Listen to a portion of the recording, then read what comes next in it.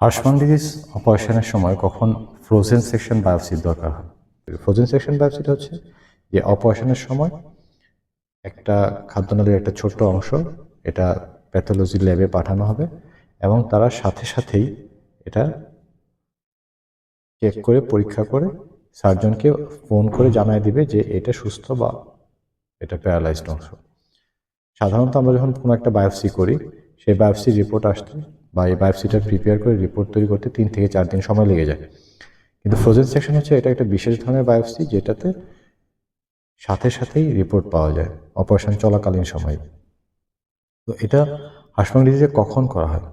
দেখা যায় যে একটা বাচ্চা হার্শমান ডিজিজ আছে, এটা এক্স রে দেখে নিশ্চিত হওয়া গেল এবং তারপরে এটা যখন আমরা বায়োপসি করলাম, রেকটাল বায়োপসি, তাতেও দেখা গেল যে হার্শমান ডিজিজ।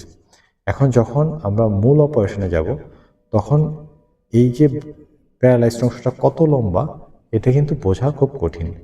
এই প্যারালাইজড অংশটা কত লম্বা সেটা নিশ্চিত করার জন্যই ফ্রোজেন সেকশন বায়োপসি করা হয়। সাধারণত আমরা ধারণা করি যে যে অংশটা খাদ্যনালীর মোটা আছে সেই অংশটা সুস্থ আর যে অংশটা চিকন সেটা হচ্ছে প্যারালাইজড অংশ। তাহলে মোটা জায়গা থেকে আমরা একটা বায়োপসি নিই, বায়োপসি নিয়ে এটা সাথে সাথে চেক করা হয়, পরীক্ষা করে যদি দেখা যায় যে এখানে প্যারালাইসিস নাই তাহলে সেই অংশটা জোড়া দেওয়া হয়। অনেক সময় দেখা যায় যে কারো কারো ক্ষেত্রে দেখা যায় বাচ্চার কন্ডিশন এত খারাপ থাকে যে বাচ্চা পেটের উপর দিয়ে পায়খানার রাস্তা করে ফেলা হয় এবং তার কন্ডিশন এত খারাপ থাকে যে ওই সময় ডাক্তার বায়োপসি করেন না। বেশিরভাগ ক্ষেত্রে যখন দেখা যায় যে আমরা পেটের উপর দিয়ে পায়খানার রাস্তা করি তখন দুইটা বায়োপসি নিই, যে একটা হচ্ছে যে একটা চিকন অংশ সেইখান থেকে, আর একটা হচ্ছে যে অংশটা মোটা বা সুস্থ অংশ সেখান থেকে। এবং সেই রিপোর্ট যদি দেখা যায় যে চিকনটাতে বলবে যে এটাতে প্যারালাইজড, আর যেটা মোটা অংশ থেকে না সেখান থেকে তখন যদি বলে দেয় যে এখানে সুস্থ অংশ আছে, তখন ওখানে কিন্তু আমরা একটা মার্কিং দিয়ে আসি, যে একটা সুতা বা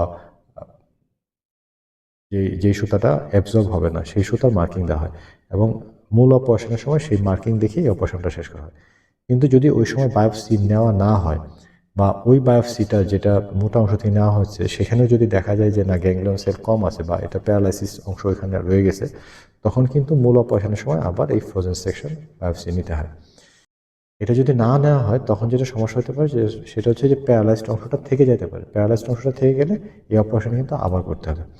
এই জন্য সুস্থ অংশটা যে পায়খানা রাস্তায় জোড়া দেওয়া হচ্ছে এটা নিশ্চিত করার জন্য ফ্রোজেন সেকশন বায়োপসি দরকার হতে পারে। তাহলে